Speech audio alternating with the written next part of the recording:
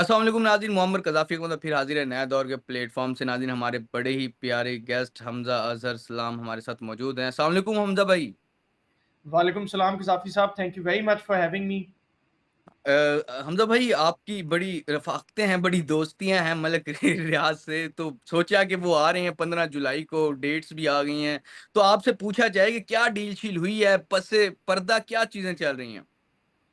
जी, पस पर्दा तो काफ़ी चीज़ें चल रही हैं। दुबई में हम देखते हैं कि बहुत सारी लॉबिंग हो रही है। इस वक़्त मलिक रियाज़ साहब और उनकी फ़ैमिली दुबई में क़याम कर रहे हैं। वहाँ पे उन्होंने बहरिया टाउन दुबई भी लॉन्च किया है। दुबई साउथ के साथ एक बहुत बड़ी डील की है और अपने हुँ, हुँ। म्यूचुअल फ्रेंड्स के ज़रिए वो बार-बार कॉन्टैक्ट्स एस्टेब्लिश कर रहे हैं। इस वक़्त की हुकूमत और इस वक़्त की एस्टेब्लिशमेंट के साथ कि किसी तरीके से मलिक रियाज़ साहब को नए सेटअप के अंदर भी कोई स्पेस मिले और जो केसेस उनके खिलाफ हैं, खास तौर पे जो हुँ, सुप्रीम कोर्ट का 460 बिलियन रुपीस का फाइन है, उसमें हुँ, किसी हुँ, तरीके से उनको कोई रियायत मिले या वो फाइन उनको ना पे करना पड़े। इस हवाले से हाल ही में कुछ जर्नलिस्ट्स ने ये इतलात दी है कि मलिक रियाज़ ने army chief field marshal Asim Munir के नाम पे एक खत लिखा है, जिसके हुँ, अंदर हुँ, उन्होंने कई हज़ार कनाल शोहदा के लिए हुँ, हुँ, देने का वादा किया हुँ, इस हुँ, बेसिस पे कि उन्हें जुडिशियल रिलीफ दिया जाए। तो जो हुँ, हुँ, हमारी मालूमात हैं इस हवाले से वो ये है कि जबकि कोशिशें तो की जा रही हैं बहरिया टाउन के हलकों की तरफ हुँ, से हुँ, कि कोई मामलात पाकिस्तान की एस्टेब्लिशमेंट के साथ और हुकूमत के साथ तय पा जाएँ, लेकिन हुँ, ऐसी हुँ, कोई डील अभी तक नहीं हुई और ये मेरे ख्याल में एक बड़ा फ़ॉल्स प्रेमिस है कि किसी तरीके से मलिक साहब प्राइम मिनिस्टर या आर्मी चीफ या किसी और ताकतवर शख्सियत से कोई जुडिशियल रिलीफ ले सकते हैं, क्योंकि एक हुँ, चीज़ ये समझने की ज़रूरत है कि जो मलिक रियाज़ साहब के केसेस हैं वो अदालत के अंदर हैं। ये हुँ, हुँ, जुडिशियल फैसले हैं। इस पे कोई हुँ, इदारा, कोई मिलिट्री एस्टेब्लिशमेंट, कोई पॉलिटिशियन, कोई एग्ज़ीक्यूटिव ब्रांच ऑफ गवर्नमेंट ये हुँ, इसमें हुँ, कोई रिलीफ नहीं फराहम कर सके और हुँ, ये जो 15 तारीख की आपने बात की है, हुँ, इसमें हुँ, सिर्फ हुँ। 5 दिन रह गए हैं। आप भी यहाँ बैठे हैं, हम भी यहाँ बैठे हैं। हम देख लेंगे कि क्या मलिक रियाज़ साहब वतन वापस आते हैं कि नहीं। अच्छा 15 जुलाई को आप समझते हैं कि वो नहीं आ पाएँगे, नहीं पहुँच पाएँगे क्योंकि जो सहाफ़ी या जो कुछ लोग कह रहे हैं, वो तो कह रहे हैं कि 15 जुलाई को आ जाएँगे और डील पसे पर्दा जो चीज़ें होनी थी, वो हो चुकी हैं।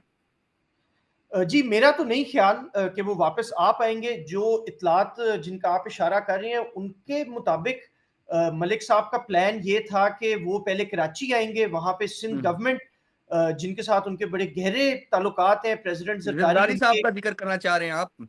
बिल्कुल, बिल्कुल जी, ये कोई ढकी-छुपी बात नहीं है कि मलिक रियाज़ साहब और आसिफ अली ज़रदारी साहब बिज़नेस पार्टनर्स हैं। उन्होंने कराची में कई जॉइंट वेंचर्स इकट्ठे किए हैं। तो हुँ, ये मालूमात दी जा रही थी, लेकिन जो इस वक़्त सिचुएशन है और अगर आप रीसेंट डेवलपमेंट्स देखें कि बहरिया टाउन और मलिक रियाज़ के हवाले से क्या हुई है, तो शायद उसी में आपको एक पैटर्न नज़र आ जाएगा कि इससे पहले मलिक रियाज़ साहब ने ये ओपनली ट्विटर पे कहना शुरू कर दिया कि मैं कोई वादा माफ़ गवाह नहीं बनूँगा।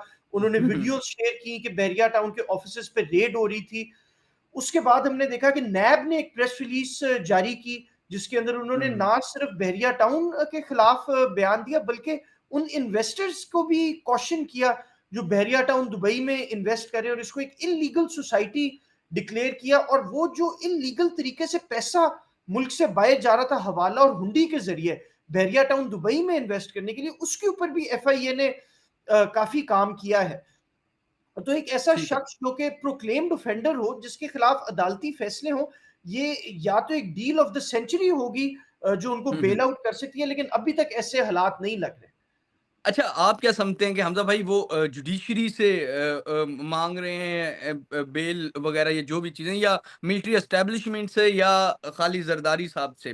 तो क्योंकि अगर खाली जुडिशरी भी देती है तो मुल्क की जो सिचुएशन है उसमें तो फिर भी वो नहीं आ पाएँगे। तो मिलिट्री एस्टेब्लिशमेंट से कहीं न कहीं उसको कुछ ना कुछ रिलीफ़ मिलेगा तो देन ही वो पाकिस्तान आ सकते हैं।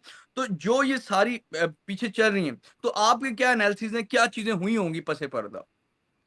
देखें, एक चीज़ तो ये सामने आई थी कि एक बड़े सीनियर पाकिस्तान के वज़ीर हैं, उनका अभी नाम लेना मुनासिब नहीं है, वो कुछ महीने पहले दुबई गए थे और उनकी कुछ क्लैंडस्टाइन मीटिंग्स हुई थी, मलिक रियाज़ साहब के साथ भी हुई थी। मोहसिन नकवी की तो बात नहीं कर रहे आप? बस मैं किसी का नाम अच्छा ठीक है, ठीक लेना है, ठीक मुनासिब नहीं समझूँगा, लेकिन है। वो ठीक है, बड़ी ठीक है। ओपनली कुछ हमने गाड़ियों की भी वीडियोज़ और तस्वीर हाँ, देखी, हाँ, तो बड़ा बिल्कुल। ओपन हो गया कि क्या मामलात दुबई में चल रहे हैं। तो ज़रूर हुँ, देखिए, ज़ाती ताल्लुकात तो लोगों के रहते हैं। मलिक रियाज साहब अनडाउटेडली बहुत वेल कनेक्टेड शख्स हैं, अभी भी बहुत वेल कनेक्टेड है और उनके सबके साथ राब्ते हैं।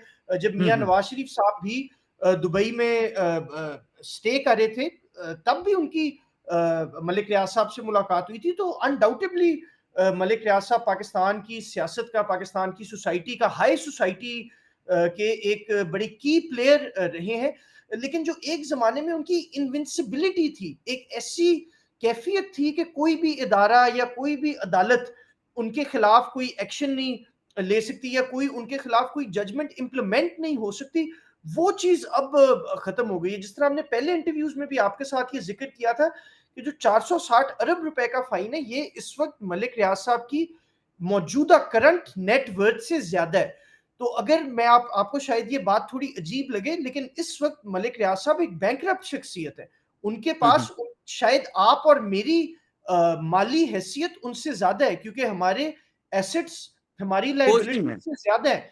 लेकिन बिल्कुल, मलिक रियाज साहब की लायबिलिटी उनके एसेट से ज़्यादा है। तो उनकी तो हुँ, इस हुँ, वक़्त नेगेटिव नेट वर्थ चल रही है। सिर्फ़ यहाँ तक भी हमारे पास एस्टिमेट्स हैं कि 50 से 60 मिलियन डॉलर, हुँ, जो कि तकरीबन पाकिस्तानी 13 से 15 अरब रुपया बनता है, वो उनकी फैमिली ने पहले से ही दुबई में पार्क किया हुआ था।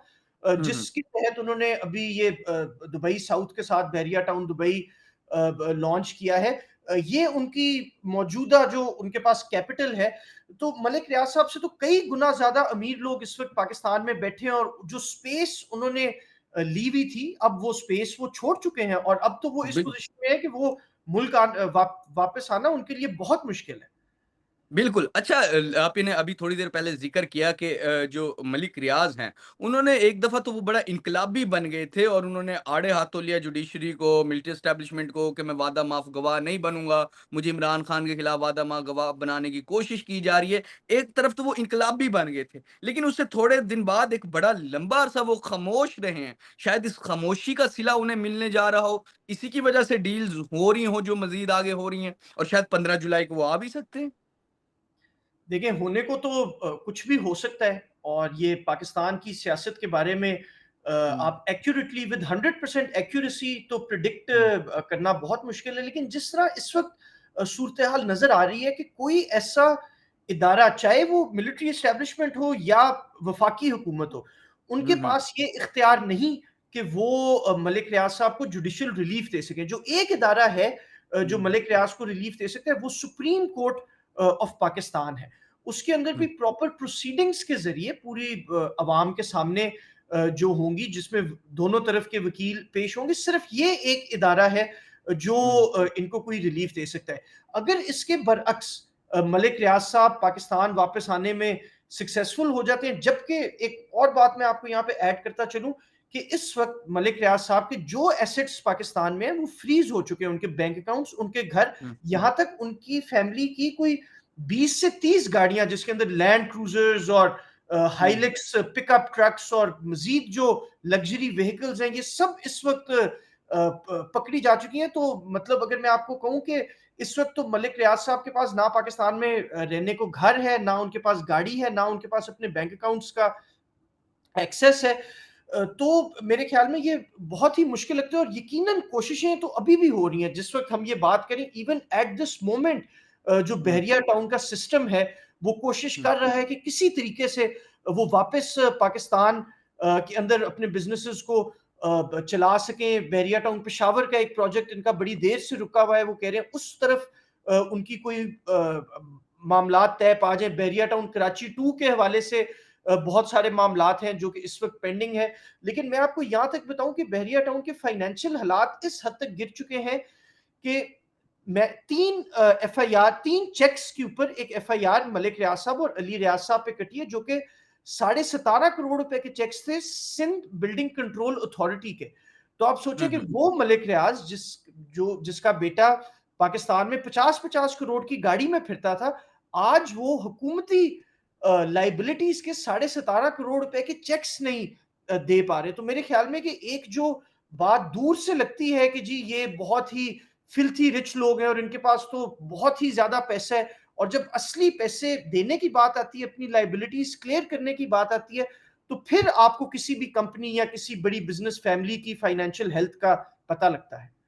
बिल्कुल, बिल्कुल। जी, तो नाज़रीन जिस तरह के हमज़ा अज़हर साहब बता रहे हैं कि अगर मलिक रियाज़ किसी इदारे के साथ, किसी के साथ डील कर सकता है या वो उसको रिलीफ़ मिल सकता है, वो है अदलिया, जुडिशरी। इसके माँ सिवाय किसी गवर्नमेंट से वफ़ाक हो, सूबाई हो या फिर मिलिट्री एस्टेब्लिशमेंट से ये इनको इन इदारों को हक या हासिल नहीं है स्टेट को कि वो इसका फ़ैसला करें और मलिक रियाज़ को वापस बुलाकर उनको रिलीफ़ दिया जाए। फ़िलहाल के लिए नाज़रीन मुअम्मर कज़ाफ़ी को और हमज़ा अज़हर सलाम को इजाज़त दीजिए। खुदा हाफ़िज़।